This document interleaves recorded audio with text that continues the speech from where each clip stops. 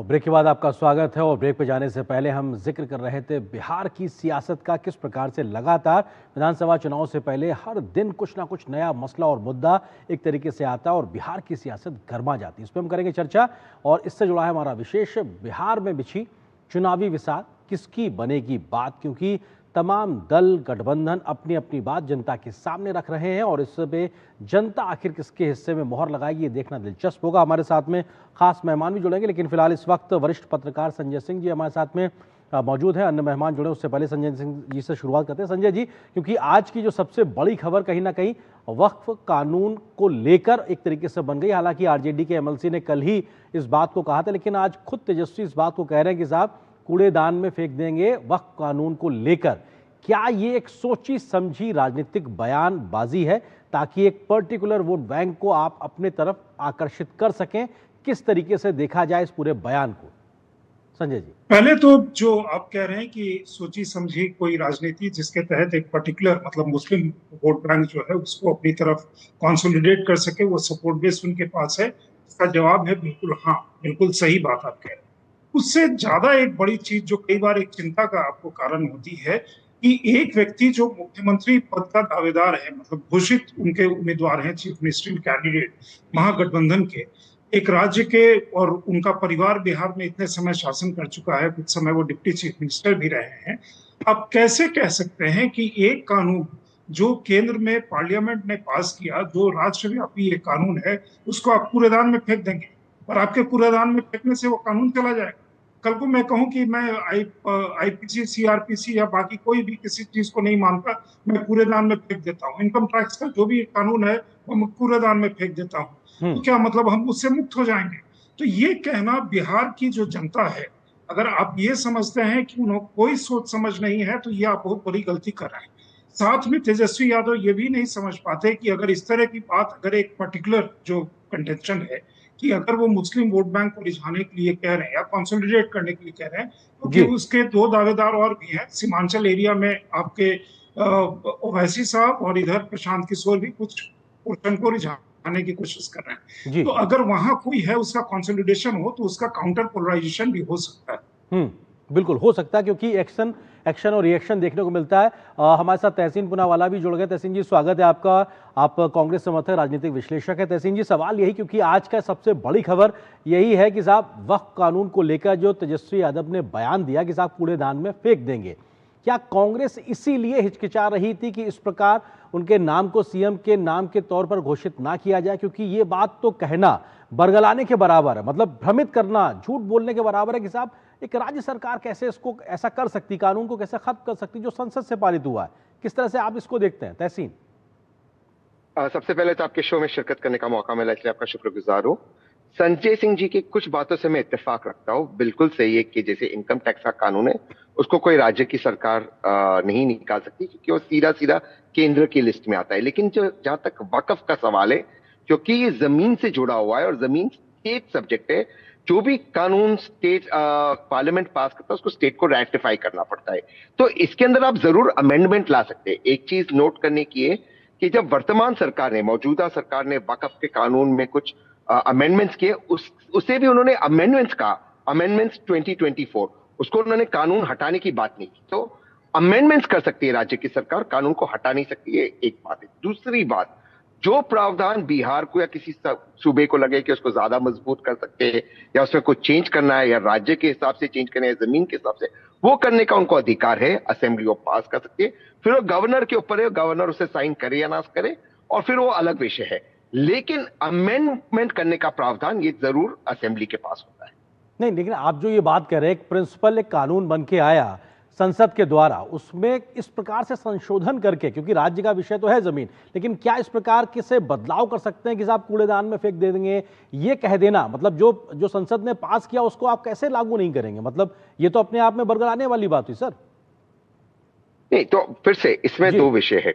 संसद ने, पार्लियामेंट ने कानून पास किया, उस कानून को पार्लियामेंट ने अमेंड किया, तो अब जो उसके अंदर प्रावधान है उसमें अगर स्टेट असेंबली चाहती कोई अमेंडमेंट करना तो जरूर कर सकती है उसका अमेंडमेंट, लेकिन कानून तो लागू होगा। कानून पूरे भारत के अंदर, पूरे यूनियन के अंदर लागू होगा। एक कानून को नहीं हटा सकते, उसमें आप अमेंडमेंट कर सकते हो क्योंकि जमीन आपका सब्जेक्ट है, वो भी सब्जेक्ट टू गवर्नर, या ये जो कानून है अगर जो अमेंडमेंट करेंगे तेजस्वी जी अगर वो मुख्यमंत्री बनते तो जी। ये एक्चुअली गवर्नर के पास भी नहीं जाएगा, राष्ट्रपति के पास जाएगा और आदरणीय राष्ट्रपति तय करेंगे इसको साइन करना है नहीं करना है, दोबारा से असेंबली में भेजना है।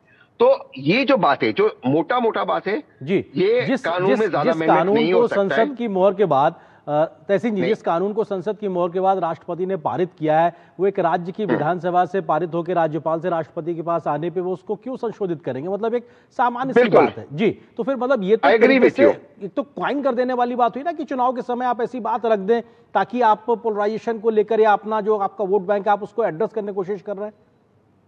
देखिए, मैं एक चीज कहना चाहता हूं जी। क्योंकि बात खास करके मुसलमान समुदाय की ओर, और संजय सिंह जी इसके पहले मेरे पहले बोले, वो डर रहे थे मुसलमान शब्द लेने का।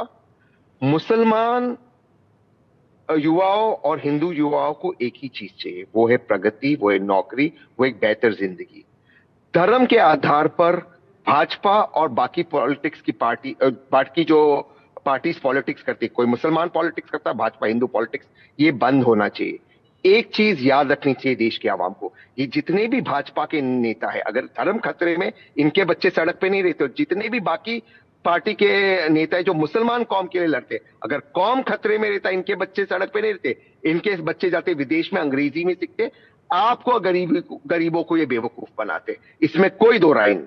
हमारे साथ इस वक्त भूपेंद्र यादव जी जुड़ने वाले हैं बीजेपी से। वो आपके इस बयान को सीधे तौर पे काउंटर करते हैं, लेकिन तब तक संजय सिंह जी का रुख करते हैं। संजय जी, वो ये कह रहे हैं कि साहब राज्य के पास में एक अमेंडमेंट करने का एक विंडो है, उसके आधार पे वो इस प्रकार का बयान दे रहे हैं और इसको सीखचों में बांटने वाली राजनीति के तौर पे ना देखा जाए, वो इस प्रकार की बात कर रहे हैं। संजय जी, देखिए, तहसीन एक स्मार्ट स्पीकर है, वो मैं इसलिए कह रहा हूँ स्मार्ट स्पीकर कि उन्होंने बहुत अच्छे से एक चीज कहा कि राज्य सरकार जो असेंबली में संशोधन ला सकती है, किसी की मेजोरिटी है, वो कुछ भी संशोधन असेंबली में लेकर के हुआ है, वो बिल तो आगे कहीं जाना नहीं है।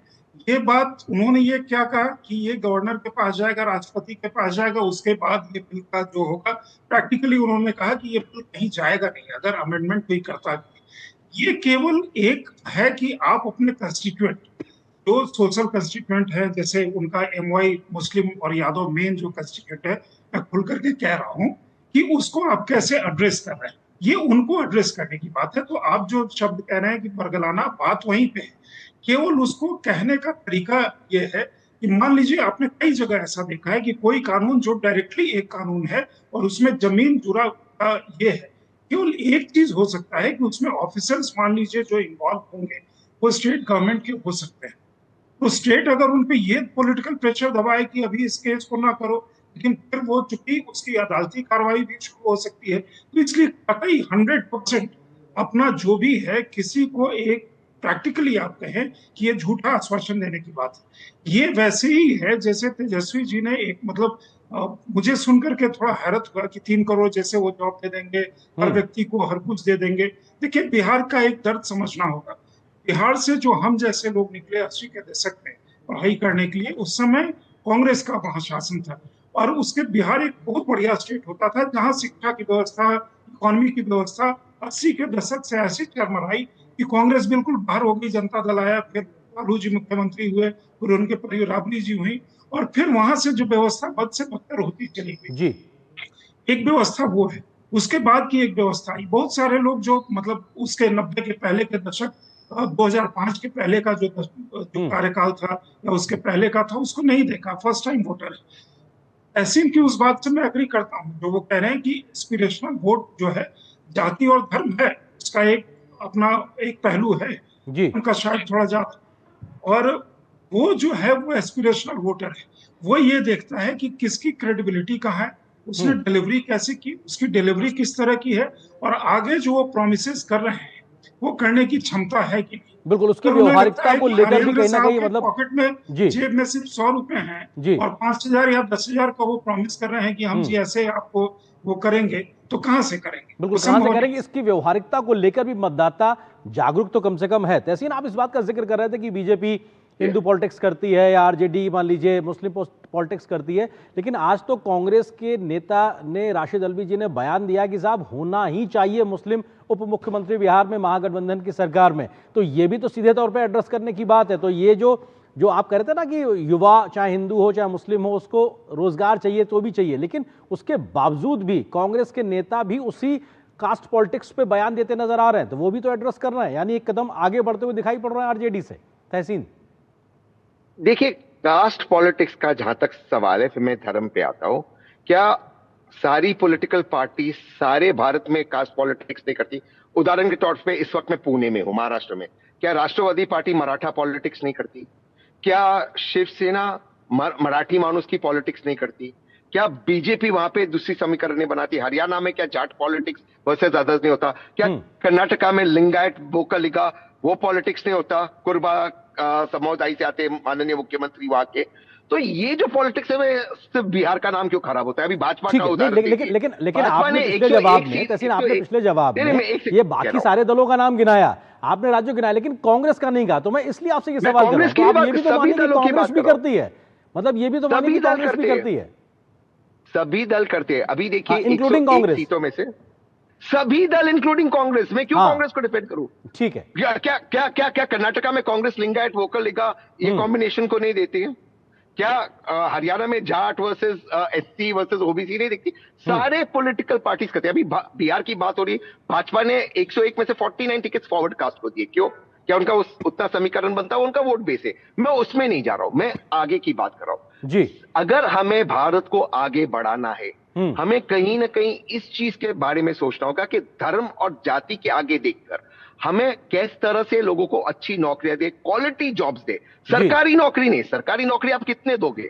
1 करोड़ 2 करोड़ कहां से लाएंगे? उसका बजट का प्रावधान कहां से आएगा? ये जो भाजपा और नीतीश जी भी कर रहे हैं, 3 लाख करोड़ का नहीं, लेकिन सर 3 करोड़ नौकरी देने का वायदा तो तेजस्वी जी ने कर दिया। महागठबंधन एक तरीके से उस वायदे के साथ खड़ा हुआ है, कहां से देंगे उसको लेकर ही सवाल खड़ा हो रहा है। मैं, मेरे साथ में भूपेंद्र यादव जी भी जुड़ गए। एक ही लाइन चाहूंगा। क्यों ये हो रहा है? क्योंकि भाजपा ने क्या किया, 3 लाख करोड़ में से 1.5 लाख करोड़ के उन्होंने रेवड़ी बांटी।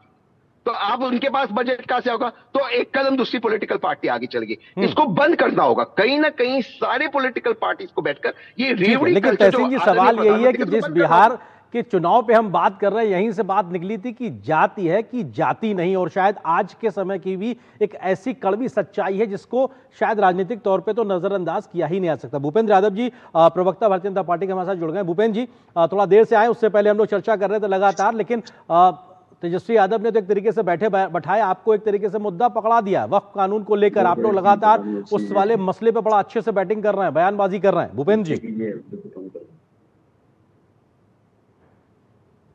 हेलो जी, आपको आवाज आ रही है भूपेंद्र जी? क्या आवाज नहीं आ रही है? ठीक है, अब हम आपके पास रुक करते हैं, इससे पहले संजय सिंह जी को जोड़ते हैं। संजय जी, आपको लगता है कि अब बैठे बैठाए बीजेपी को एक मसला भी अच्छा मिल गया और अपने आप में इस पिच पे बीजेपी बड़ा तेजी से फ्रंट फुट पे आगे खेल भी रही है वक्फ वाले मसले को लेकर? संजय जी, स्वाभाविक तौर पे उनको एक मुद्दा तो मिल ही गया है, और उस मुद्दे को जब हाथ में कोई मुद्दा आता है तो उसको क्यों नहीं बनाए? हर आदमी, देखिए इलेक्शन का टाइम है, अपना जो उनका सोशल कंस्टिट्यूएंट है या वोट बैंक जो उनका सोशल सपोर्ट ग्रुप है उसको वो एड्रेस करेगा पूरी मजबूती से।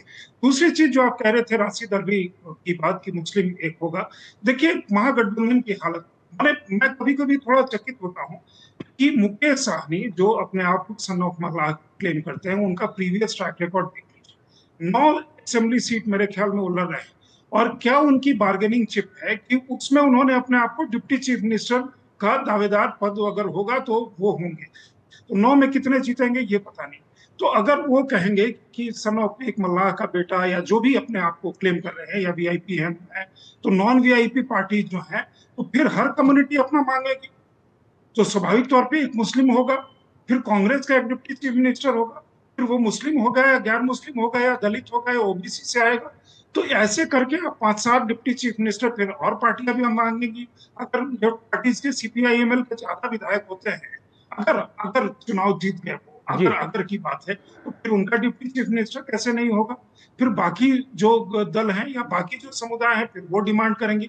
तो ये बहुत अजीब सी दिशा में एक पॉलिटिक्स जा रहा है कि हमने डिप्टी चीफ मिनिस्टर नाम का कोई पोस्ट नहीं, संवैधानिक तौर पे आप अपीसमेंट के लिए लोगों को कुछ बताने के लिए या कहीं एक मतलब अपने काडर को भी समझाने के लिए ये पोस्ट देते हैं। आप सिर्फ एक मंत्रालय के जो आप मंत्री होते हैं उतना ही होता है, उससे कम ज्यादा कुछ नहीं होता, लेकिन लोगों के लिए कहने के लिए होता है। 2 गाड़ियां पुलिस की ज्यादा एस्कॉर्ट में उनके साथ चलने लगी।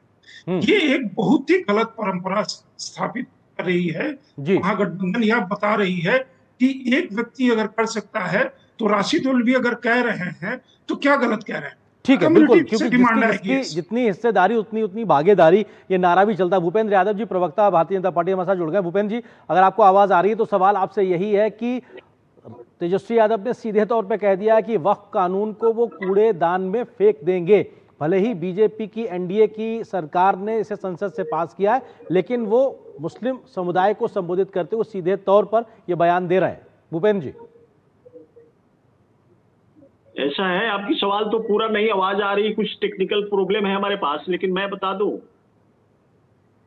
कि हमारे बिहार के अंदर में खास करके ये हमारे जितने भी मुसलमान भाई हैं, इनके लिए कांग्रेस की सरकार तो कुछ किया ही नहीं।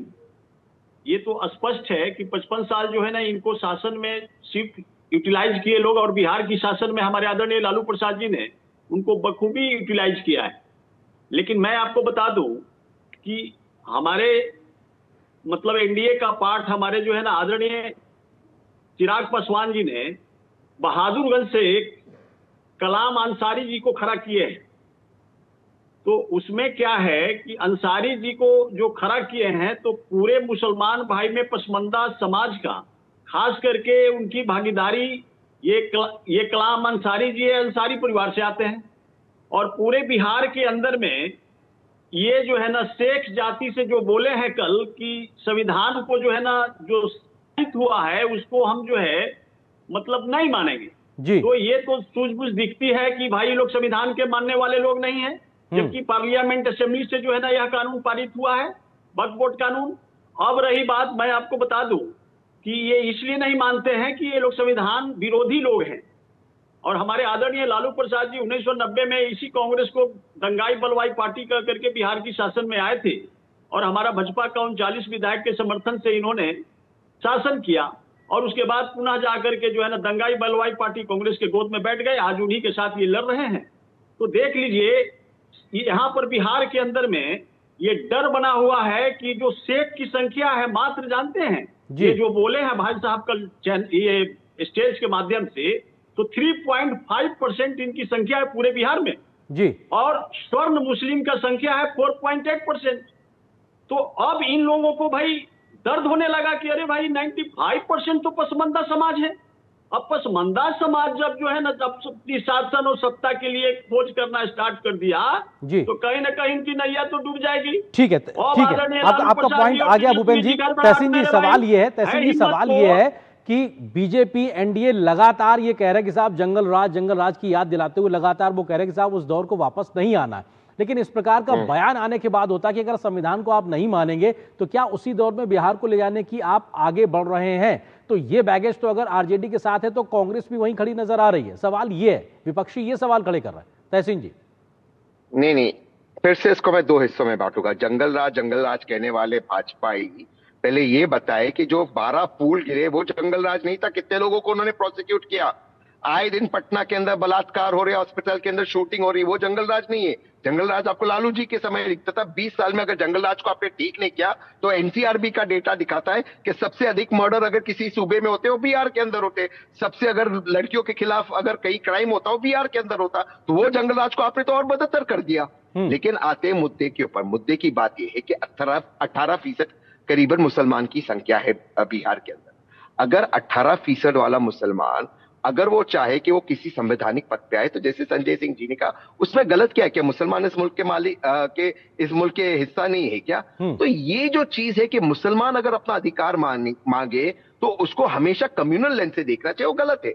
मैं ये कहता हूं कि अगर मुसलमान चाहता है कि वो इस देश में उप मुख्यमंत्री बने, कहीं प्रधानमंत्री बने, कहीं मुख्यमंत्री बने, तो उसमें गलत क्या है? और भाजपा आज बता रही है, यादव साहब बता रहे, भाजपा बताए कितने मुसलमानों को टिकट दी? चिराग पासवान ने एक मुसलमान को टिकट दिया, उसका भाजपा के प्रवक्ता के आपके शो में बता रहे। भूपेंद्र जी, जल्दी से आपका जवाब, थोड़ा समय सीमित है। भूपेंद्र जी, हाँ, मैं कांग्रेस ये प्रवक्ता महोदय के मैं जवाब दे दूं कि जानते हैं, एक भी पसमंदा समाज का राजद और कांग्रेस के लोग जो है ना, टिकट देने का काम नहीं किया है पूरे बिहार में मेरे भाई, जिसकी आबादी 95% है।